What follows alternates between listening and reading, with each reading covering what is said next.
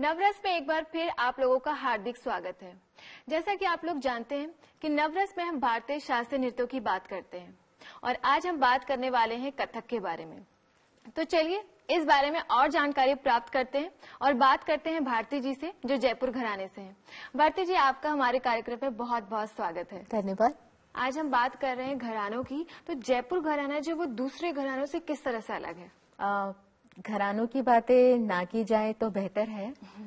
मेरा कहने का मतलब है कि मेरे गुरुजी एक बहुत अच्छी बात बोलते हैं कि गंगा जैसे है, उसकी कितनी भी धाराएं निकल जाए लेकिन गंगा तो गंगा ही रहती है। उसी प्रकार कथक तो कथक ही है। चाहे उसके कितने भी घराने हो, कितने भी लोग हों, हम सब एक ही कम्युनिटी से बिलोंग करते हैं। बहुत ही अच्छी बात कही जी हाँ। और जहाँ तक हम घरानों की बात करें तो ये हुआ कि कथक के जो लोग थे वो जयपुर में चले गए, जयपुर के घराने में, जयपुर के राजाओं के पास। तो वहाँ पे उन्होंने जो विशेषताएं कायम की, जो कुछ आगे बढ़ाया, तो उसे जयपुर घराना कहा जाने लगा। वो जयपुर घराना कथक का ना होकर कथिकों का था, यानी कि जो कथक सिखाते थे गुरु लोग, उनका घराना माना जाने लगा। इसी प्रकार जो लखनऊ में चले गए, वो लखनऊ के जो मुगल एम्परर्स थे, उनके अंदाज को लेकर उन्होंने जो वहाँ पे विशेषताएं बनाई, आगे उस काम को बढ़ाया, तो वो लखनऊ घराना माना जाने लगा।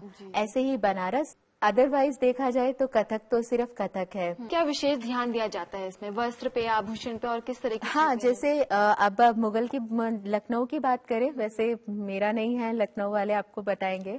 अगर उनकी बात करें तो अंगरखा मतलब चूड़ीदार, सलामी अगर पेश करी तो सर पे दुपट्टा है, यहाँ पे एक उनका मतलब उस तरह का कॉस्ट्यूम जो मुगल लेडीज डाला करती थी, उस तरह का कॉस्ट्यूम, चूड़ीदार और ऊपर लॉन्ग कुर्ता, ये भी वहां से शुरू हुआ। और अगर जयपुर घराने की बात करें तो लहंगा, चोली और जो राजपूत औरतें डाला करती थी, वो मतलब बहुत पुरानी बात करें तो दमयंती जी तो साड़ी में भी कथक किया करती थी।